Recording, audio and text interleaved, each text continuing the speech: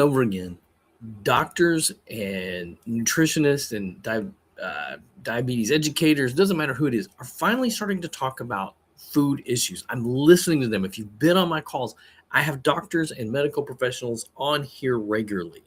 But sometimes there's things that are a lot more personal. And this is one of my favorite speakers to listen to on the subject of dealing with food and sugar addiction, because it hits home for me in my family, in my life. Without going into more detail, people very near and dear to me have struggled with the issue of food and sugar addiction because it's very, very real. And Coach Megan Hemphill, who is really becoming an incredible speaker and expert on this, is going to unpack ways to help with this. If it is something that is real for you, you are not going to want to miss this call, and you want to pay attention. You probably want to pull a notebook out. Every time I listen to her, there's always something new that I get from what she's saying. So let's hear from Megan. Having me on. Hello, everyone. My name is Megan Hempel. I am the owner of Brain, Body, and Beyond. I am a food addiction and weight loss specialist. Before we get into the food addiction discussion and all of the tools and the strategies on how to navigate through that, I feel like it's very important that you get to know a little bit about myself and kind of why I do what I do. So my health journey really stems back all the way from age 9. I was a very obsessive compulsive child. I had chronic anxiety and depression, and my parents thought they were doing the best thing for me by putting me into therapy. And we went through so many different therapies, and I just was not getting better. So they put me on medication at a very young age because they didn't know any better. And so through my childhood, I grew up kind of like a zombie. The medications made me feel very kind of numb. I grew up in a fog. I didn't have any confidence. I never felt smart enough. I never felt good enough. You know, school was always very difficult for me.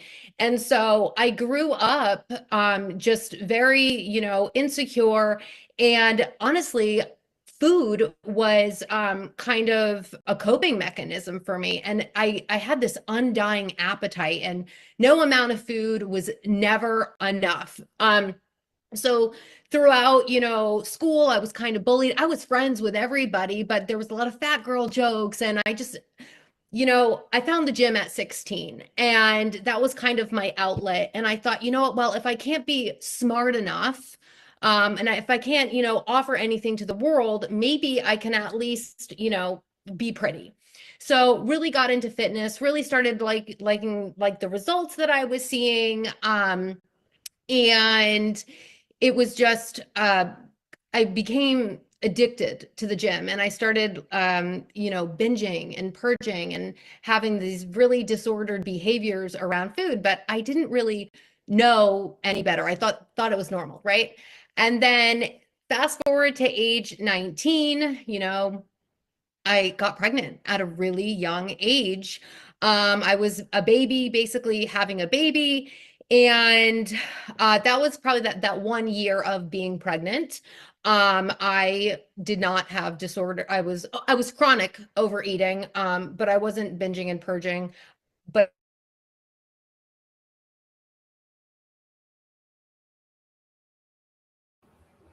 Give it a second. It's we've got just a little break. Hang with me. We'll get it back going again. Having to take care of a baby and trying to survive, and my food addiction was out of control. My anxiety and depression was out of control, but I had to survive. And in order to survive, I was nannying. And then fast forward to age 24, I was kind of having a quarter life crisis. I was on these cocktail of medications. My food addiction is out of control. And I was just thinking to myself, well, what if these medications are actually, the problem? What if they're actually making, all of my issues worse? And so I thought, maybe I should get off of these medications. And so I found this book. It was called Anatomy of an Epidemic. And this book basically was all about what psych meds can do to you long term and what they can do to you as a child, and just the development of the brain. And my whole life started to make sense, and I was heartbroken and sad, and I decided to cold turkey off of these medications. Now, whoever is listening into this call, never, ever, ever cold turkey off of psych meds. It is terrible. I went through 5 years of psychiatric drug withdrawal. It was a nightmare. But during this time, and how painful it was, I knew that I had to rise. And I felt like Big Pharma had taken so much life from me, and I needed to make a mean comeback. And I was going to prove something to the world. And so getting off of these psych meds, I accomplished more than I ever had in my entire life. I pursued fitness. I pursued firefighting. I advanced emergency medical technician, all of these things. During this time, I still had to be a mother. I was going to school, and food, once again, was my coping mechanism. So fast forward, I finally am getting into a good place mentally, like coming kind of out of the outs of psych med withdrawal. And I'm about to start this new career in the fire service. I'm excited. I'm feeling good. Life is about to, start. And I did get help for my food addiction recovery finally, because I knew that if I didn't get help. So when I say food addiction, I had been in the health space too for some time, and I was preaching, live this balanced lifestyle, everything in moderation. But behind closed doors, I was binging and purging, and I was a total fraud. And I knew that if I didn't get help, it was only a matter of time until insulin resistance, type 2 diabetes. Luckily for me, I was kind of a fitness addict, so I was always trying to run off my bad diet, but I knew it was only a matter of time until it caught up to me. So got coaching. It changed and saved my life for forever. I used to say to myself, if I ever, find a way to overcome this food addiction and bulimia, I'm going to make it my life's mission to give back and, help others do the same, right? But I also had to pay the bills. So I got into the fire service. My food addiction is under control at this point. And 2 months into my career, I fell backwards out of the ambulance on an EMS call, landed on my head, went out, and thought I was okay, and I wasn't. And I had a traumatic brain injury. This traumatic brain injury took my entire career in the fire service. I'm 6 years out from that injury. I still have some post-concussion, but I'm alive and surviving. And that accident was honestly the biggest blessing. It was probably the best thing that ever happened to me. And I think there's always a trade-off in life. But that accident pushed me into my true purpose, which is what I do now. And that is coaching people literally around the world with food addiction. I launched my business out of my childhood bedroom when I was in recovery at my parents' house. So now I coach people around the world doing what I love. Now, with that being said, I just want you to know that if you struggle with food and sugar addiction, or you're living in these sick cycles, there is so much hope. Now, you may be like, well, do I even struggle with food addiction? How do I know if I struggle with food addiction? We're going to go over a few things. So I'm going to ask you a list of questions, okay? There's 15 questions, and I'm going to actually have Trent drop a link in the comments at the end of this conversation. So if you want to review them, you're more than welcome to. But I'm going to ask you these questions. If you answer yes to maybe 5 or 6 of these questions, you might want to consider getting some more support if you've been living in these sick cycles for a long time and haven't been able to escape them on your own. So I'm going to ask you these questions, all right? So number 1, do you often eat more than you intended or find it difficult to stop eating once you start? 2, have you tried to cut back on certain foods or eating habits but find it impossible to do so? Do you frequently think about food, plan your meals around specific foods, or feel preoccupied with eating? Have you noticed that your eating habits interfere with your daily responsibilities, work, or social life? Do you eat in secret or feel ashamed about your eating habits? Have you experienced physical or emotional discomfort as a result of your eating habits, such as weight gain, digestive issues, or feelings of guilt? Do you continue to eat even when you feel full? Do you ever eat until you feel sick? Do you use food as a way to cope with stress, anxiety, or other emotional challenges? Have you ever noticed a pattern of eating larger quantities of food than you intended despite efforts to control portion sizes? Do you find yourself repeatedly setting goals to change your eating habits, but struggling to follow through? Have you tried living that balanced lifestyle that so many people talk about, but don't feel as though balance exists? Have you lived in the yo-yo diet culture for what seems to be forever? Do you do really good with your diet for some time, and the second you consume something off plan, all hell breaks loose? So I always like to ask, do you think you are a moderator or an abstainer? So a moderator is somebody who can have the cookie, they can have the piece of pizza, they can have one, they're done, they're good, they get on with their day. Now, an abstainer is probably somebody who one cookie turns into 10, and before you know it, they're eating the cereal, they're eating everything that's in the pantry, okay? Just like one is just, it's never enough, okay? And so addiction is like dealing with two different people, okay?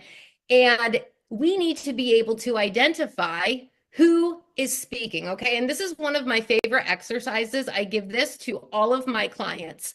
What you need to understand is you are so in control. You are in control of your life more than you even know. And so we need to start rewriting our story. Okay. We get so stuck in our old narratives. We need to rewrite that. You are, I'm very big with what you think and say about yourself is what you become. So if you were saying, oh, well, I always do this, and this is where I'm always going to be, you're right. You're absolutely right. You're going to stay there for forever. But what if you said, I don't do that anymore? I'm creating a new version of myself. I'm creating new healthy habits because I want to make myself better. I want to live a long life. I want to be around for my family. I want to be around for my grandchildren, and so on. So food addiction is a whole different ballgame because food is everywhere, right? And we can't escape it. We still need food to survive, right? And so it's learning what works for us and not against us. So I give this exercise to my clients, okay? So let's just say I'm going to use myself as an example. There's Megan. Megan wants to thrive. She wants to win. She wants to live her greatest life. Then you have Ed, okay? Ed is that addictive brain. I call it Ed because ED stands for eating disorder. Food addiction is disordered eating, okay? So I like to put a name to it. There's Megan and then there's Ed, okay? Ed creeps in when you're doing really, really great and is like, just have the cookie. Just have one. You've been doing so good. Well, Megan needs to come back and needs to teach Ed how to feed the lies with the truth. Megan knows that one cookie is never enough, and that one cookie is going to turn into 10 or 20 or 30. Okay. So being able to identify your voice versus the voice of sabotage, Ed, whatever you want to call it, is the first strategy that I love to give my clients. Okay. So identifying who's speaking. Now, what you need to realize with food addiction comes the 5 stages of grieving, which I'm sure you've heard before, okay? The 5 stages of grieving are denial, anger, bargaining, depression, and acceptance. And the first stage to getting better is acceptance. Food addiction is no different than any other addiction. Now, I know this sounds a little hardcore, but an alcoholic doesn't just say, I'm going to have one beer.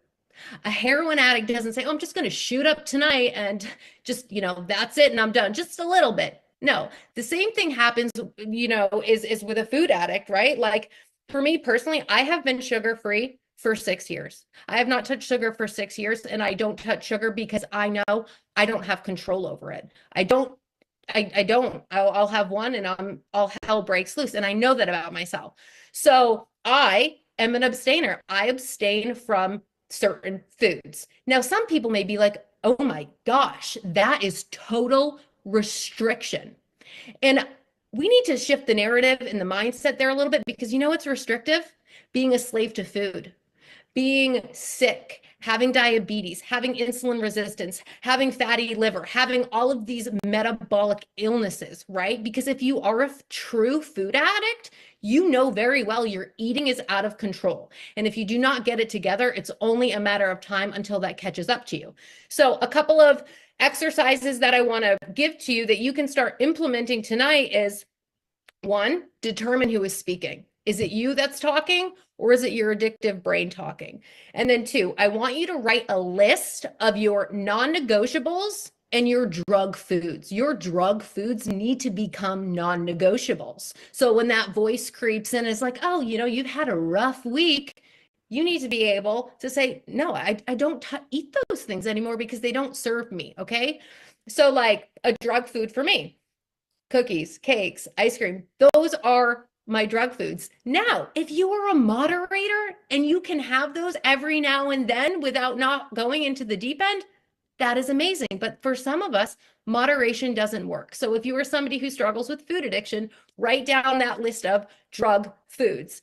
Now, I want you to write a list. Number 3 is I want you to write a list of your danger zones. So a danger zone is, when are you most vulnerable? Okay, so that could be holidays, vacations, celebrations, a long day of work, anything kind of emotional or stressful. Those could be a danger zone, okay? Now, when you know your danger zones, you can learn how to pre-plan and navigate. And so the fourth thing that I want you to write down is creating an emotional management toolbox. Now, I know that sounds a little silly, but it works wonders, because you need a new coping mechanism, because you're abusing food right now. It's your outlet and it's your best friend, right? So what are some other ways that you can cope and navigate these scenarios without going off into the deep end? So an emotional management toolbox, it could look different for everybody. So it could be putting on a podcast, going for a walk, calling a friend, going to the gym, whatever it may be, a craft, anything to distract your mind, to get out of that place where you may want to binge and eat things that don't serve you any longer. Okay, and then low carb diet. Okay, I think a low carb diet, I'm not going to get too far into it, but a low carb diet, I think is extremely helpful for everybody. I think everybody should be on a low carb diet. Now, a low carb diet is typically 150 grams of carbohydrates or below. And I'm talking about whole food carbohydrates, staying away from processed foods. All of those foods that are in a box that you think are healthy, 9 times out of 10, they are garbage. So another tool is sticking with a low carb diet. Now, I think there is something to be said with regulating your blood sugar and insulin. If you are constantly eating a high carb diet, your blood sugar is like this all the time, okay? We want it nice and like steady, okay? And you can do that with a low carb diet. With a low carb diet, when we're regulating our blood sugar and insulin, there's a lot less food noise and a lot less cravings, okay? So using a low carb diet as a tool, and then also using your words wisely. I know that sounds silly, but your words are so powerful. If you stay in a mindset of like pity and victim and I'm never going to get to where I want to go, you won't. You've got to be your biggest hype girl, your biggest hype man. Like you gotta just get after and say, I can do this, and immerse yourself in personal development and positivity. It is going to change your life. And the last tool I'm going to give you is the Unicity Feel Great system. I love this system. And honestly, I am new to this system. I was really drawn to this system. I also have an autoimmune issue. And when I found out that this could naturally upregulate GLP-1, I was very excited. I the GLP-1 injections are just not an option to me. I do have clients on them. I have friends on them. But for me personally, I just don't want to go down that path. But I do know that GLP-1 has a bunch of anti-inflammatory effects. This system also helps naturally regulate glutathione, which is also an anti-inflammatory. And that's why I was really drawn to it. It's helped me so much with my energy and inflammation. But I'm also always looking for other tools for my clients who still struggle with cravings and food noise. I don't struggle with food noise and cravings anymore. I've been sugar-free for about 6 years now, but I still have clients that do, right? So I'm all about finding tools that work. I have quite a few of clients right now that are on the Feel Great system, and it's helping them fast a lot longer. They have less food noise. They're feeling fuller a lot quicker. So I think this is an amazing. I actually had a woman who's literally been on it a week paired with a low carb diet, and her doctor has already told her to cut her metformin in half. Like, beautiful things are happening. So I know that was fairly quick. I hope I was able to give you some tools and tricks. If you want to reach out to me, if you have any questions, please send me a message. Always happy to talk. Amazing. Thank you so much, Megan. That was awesome. I just put a link. Megan is offering a free.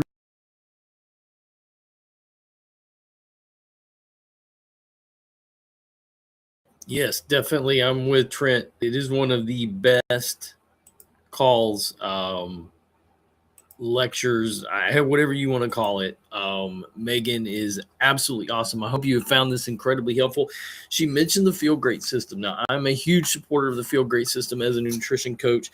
It is such an easy protocol to do. It really entails. Will it come with some changes? It absolutely will. You can't be on a medication. You cannot be doing anything dietary wise, reversing insulin resistance, diabetes, heart disease. They're all metabolic issues, and metabolic issues have to do with metabolism, and that has to do with what we eat and drink. One of the key parts of the Feel Great system is drinking chlorogenic acid tea and a fiber matrix. So it really works on that cellular level. If it's something that you're interested in, I'm going to put a link right here. All right. This is the cost. That also, we work with you. Dr. G and I work with you on using the Feel Great system. You don't pay for that. That's included in the price, is getting our coaching. I'm here regularly for lives as well as on TikTok.